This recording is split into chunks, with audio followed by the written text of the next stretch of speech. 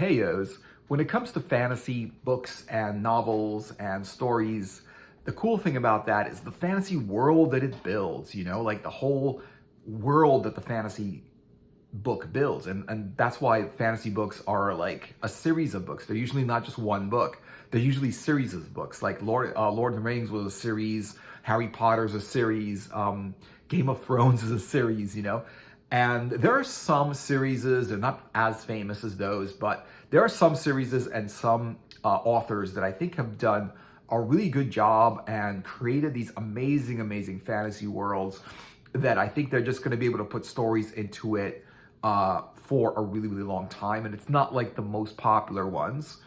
The first one I want to talk about is Piers Anthony. And Piers Anthony created a bunch of different fantasy worlds. One was for the Blue Adept series, which was an interesting world about this one character who is in a sci-fi world and then a fantasy world with this veil between the two worlds, and you can cross over between one and the other world. So in the sci-fi world, he's kind of nobody. He's not really a citizen of the place.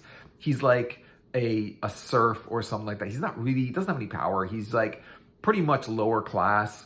Whereas like in the fantasy world, he's a high class wizard, so it's a really, really cool dual world thing that I think that it created. And in order to create magic, he needs to rhyme and play his flute. It's kind of interesting.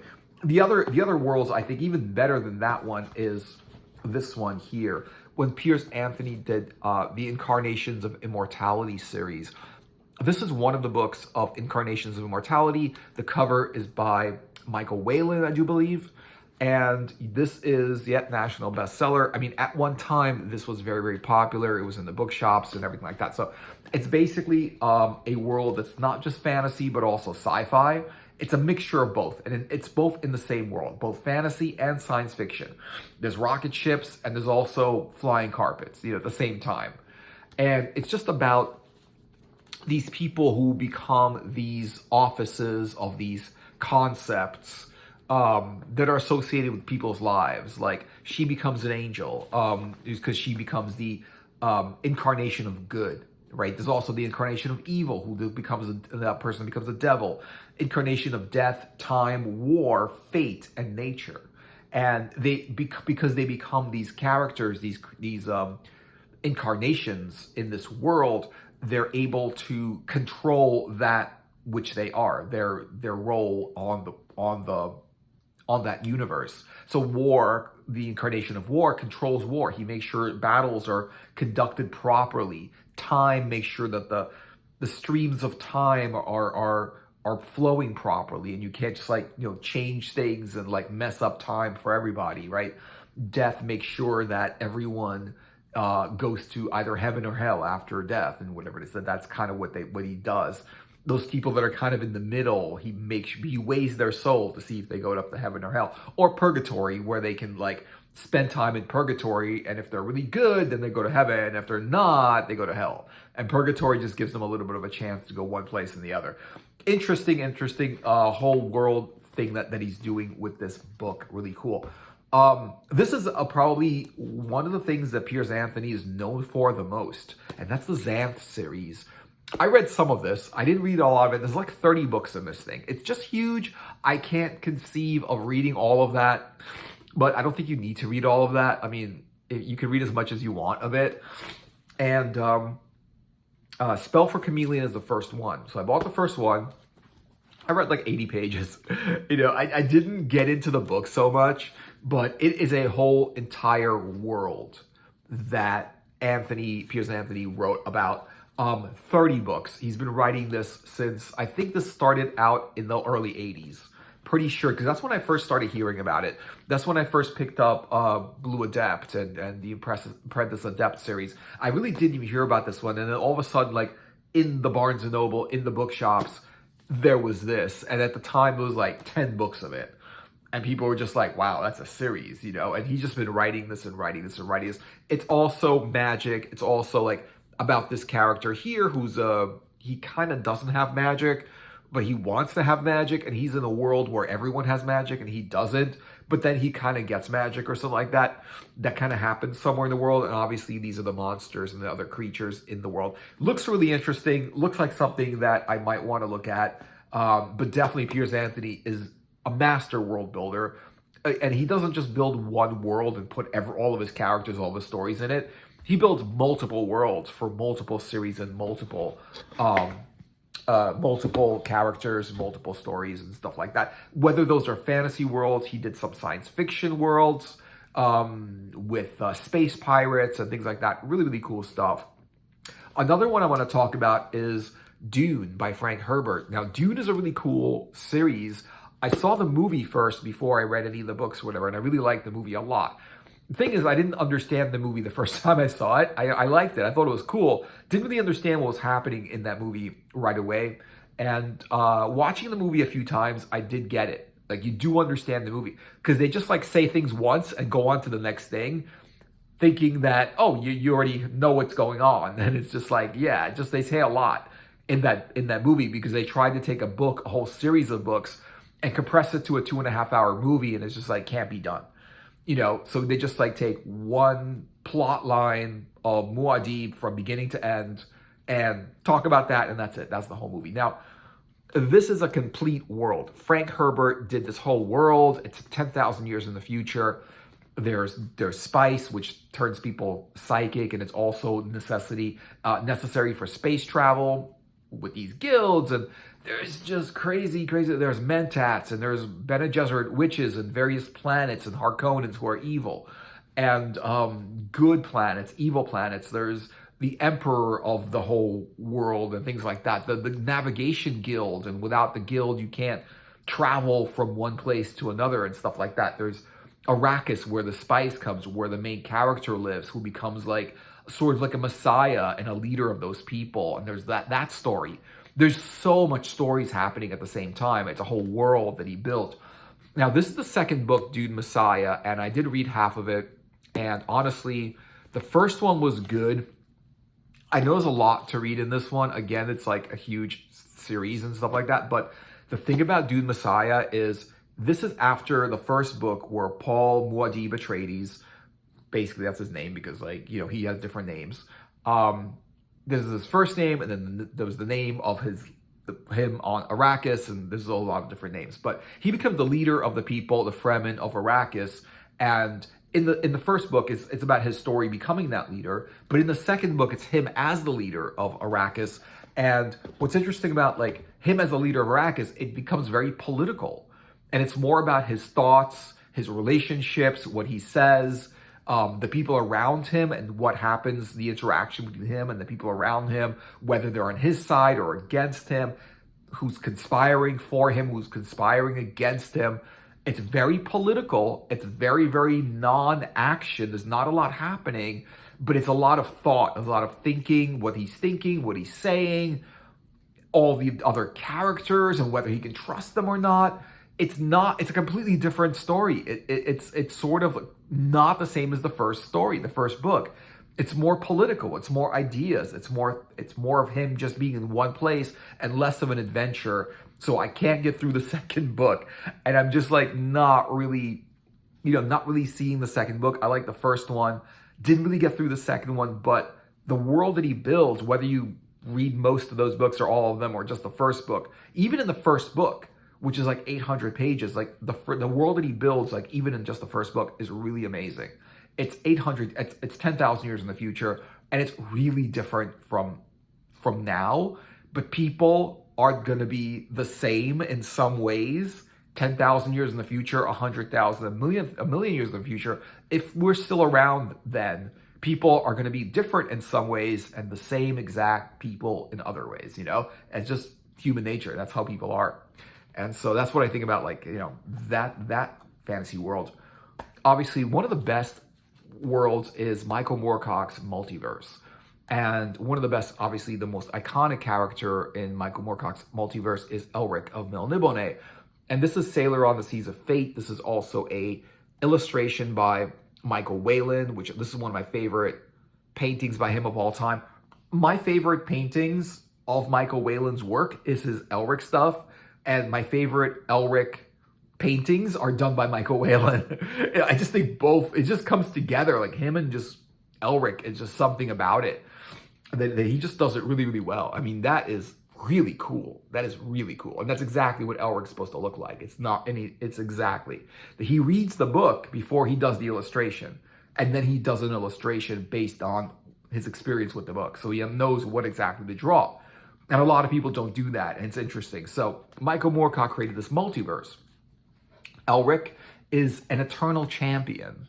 And an eternal champion is basically fated to fight eternally. He's always in conflict. He's either on the side of chaos or law or neutrality, but he's always in conflict. He has weapons. He's got a rune sword. And whether that eternal champion has a rune sword, a rune staff, a hand and an eye, you know, for some of the characters, it doesn't really matter, because all of his characters that he's been writing about since the 1960s are part of this multiverse where every world is different from each other, but they're all interconnected. Every character is different, but they're all aspects of the same character, whether that's Elric or Ericos or Corum or Hawkmoon.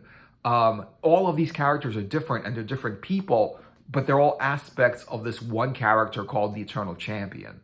And the Eternal Champion is multifaceted. He lives on multiple dimensions at the same time, multiple worlds, multiple universes that come together into one big multiverse. And he's been building these worlds since the 1960s, and he's still building these worlds now. Today, his new stuff is coming out inside with other stories and other characters, new or old, in the multiverse. And the multiverse is constantly expanding. It's a lot of dimensions. It's run by gods of chaos or law, sometimes fighting each other, you know, sometimes not fighting each other. Sometimes but there's always conflict. There's always adventure. There's always action. There's a lot happening in his worlds. Amazing, amazing stuff. One of my favorite worlds of all time is Moorcock's Multiverse, because his stuff is just amazing, amazing stuff. This one is, I don't know if you heard of this one. This is Roger Zelazny's Chronicles of Amber. And the Chronicles of Amber are super cool because, this is like basically, the only thing about this book is that it's heavy.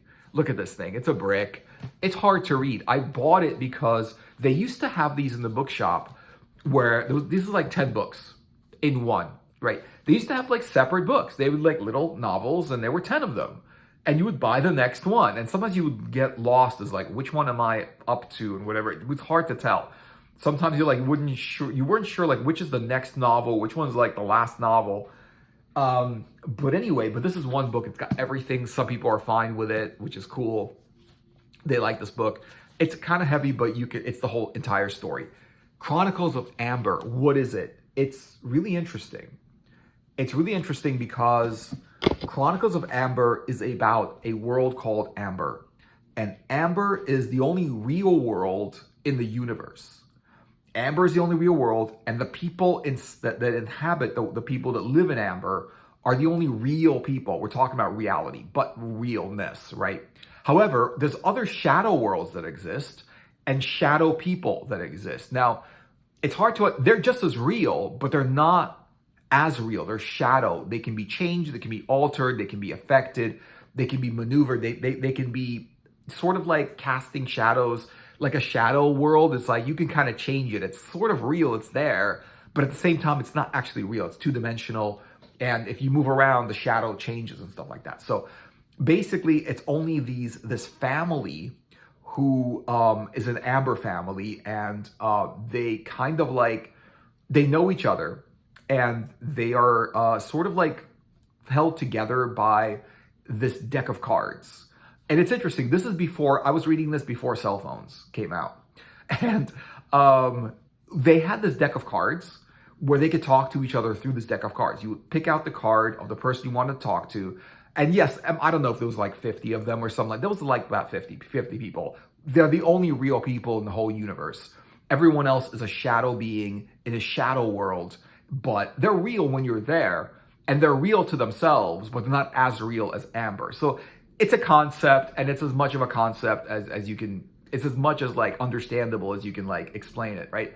But they're able to talk to each other through these tarot cards, basically. And they will pull out this card, and not only can you talk to the person through the card, but you can also walk through the card and be with and go to where that person is. So it's not just like a cell phone; it's also a teleporter, And you can also travel through these shadow worlds, and you can manipulate the shadow worlds. So you can go from one world to the next, and there's like a really, I don't know if it's an infinite amount of shadow worlds, but there's a lot of them, and there's constant different chaos, and there's the chaos world, there's law worlds, there's all different worlds. Earth is in this world is a shadow world. Basically, it's not the real Amber. And so you're able to like basically travel from world to world, and things are just different, and you're able to shift your way through these different shadow worlds. If you are a person from Amber, you're able to shift through these shadow worlds, and besides the actual world, it's also the conflict of all the different characters that are the real people in Amber. They're always trying to backstab each other. One wants to be king. They all want to be king. They fight with each other because one wants to be king or something like that. They fight with each other because they want to be king. They don't want to be the other person to be king and stuff like that. So, and it's just there's a lot of violence. There's a lot of conflict. Basically, there's a lot of conflict with these characters. Now, some of them are friends with each other, and they're all like sort of family. Not all of them are direct family, but some of them are indirect family and stuff like that. Some of them are friends with each other and they're allies and they help each other. Others are enemies of each other and they don't help each other and they kind of like harm each other, try to kill each other and stuff like that. But what's interesting about the whole concept of what Roger Zelazny did with Amber is he created a world which was like supposedly the only real world called Amber. And then he created all of these other multiple worlds that are sort of like not like infinite, but not well defined as to their parameters, their scale, and their size and things like that. He only basically says that if you are a person from Amber, you can pretty much travel through these shadow worlds because they're kind of real, but they're not real. So you can kind of shift these worlds around and travel from place to place by shifting, by basically walking these shadows, as they say, right? You walk through the shadows of the shadow worlds, and so you can get from place to place. But you cannot change Amber. Amber's not a shadow world. You cannot alter it. You can't change it. You can't shift it around. It's real. And because it's real, you can't change it. But when it's not real, you can change it based, and maneuver it and manipulate it. And it's such an interesting concept. Like, you can't change what's real, but what's not real, you could change that. Even if it's like partly real, you could still kind of partly change it. It's an interesting concept. It's an interesting story. I do think there's a lot of other ones you could talk about, other great worlds that people built. I definitely think that The Witcher is like an interesting world, but The Witcher is a little bit of your classic fantasy world. I mean, it is not really a lot of individuality with The Witcher. He's not really that original of a world. I don't think that like Game of Thrones is that really original of a world either. I think it's your fantasy world.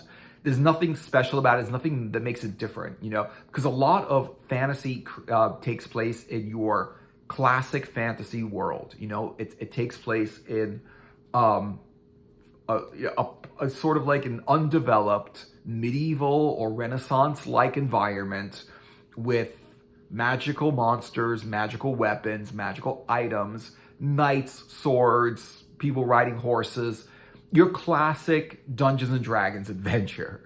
You know what I mean? There's that. And then there's also the people who have created worlds that are kind of special. They're kind of cool. If you want to look at something like Lord of the Rings, the only reason I couldn't get into that whole world of Lord of the Rings, the way it was written is one reason. It's just a clunky way it's hard to read it's hard to read his work because it's not smooth. It's written very, very clunky, and it's just hard to go from word to word on his stuff. But it doesn't feel like Bilbo and Frodo are real fantasy characters. You really can't take them seriously. They're not powerful in any way, besides that Bilbo had a sword and a ring. I mean, they've got some magic, But beyond that, they're still very, very vulnerable.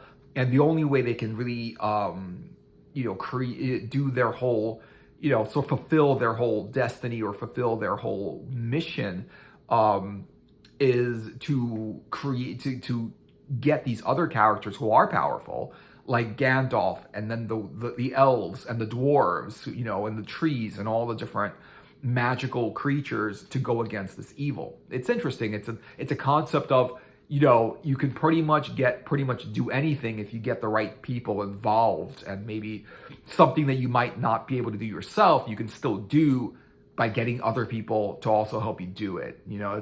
I think it's that concept with that. So yeah, so these are some of the worlds: Amber, Morcock's Multiverse, Frank Herbert's Dune, 10,000 years in the future, and Michael and Piers Anthony's worlds and different novels, and Piers Anthony's really good. I mean, Piers Anthony's the one author that has actually created not just one world, which is like what a lot of authors do. They create this one world and they run a bunch of stories on it, but he just creates multiple worlds and multiple series, and just like, the guy's amazing, and the books are just so nice to read, some of them. So yeah, thank you guys for watching. I hope you enjoyed the video. Like and subscribe, and let me know what you're thinking in the comments. And yeah, check out my other videos and turn on notifications so you know when I'm making a video. And I will see you guys in another video later.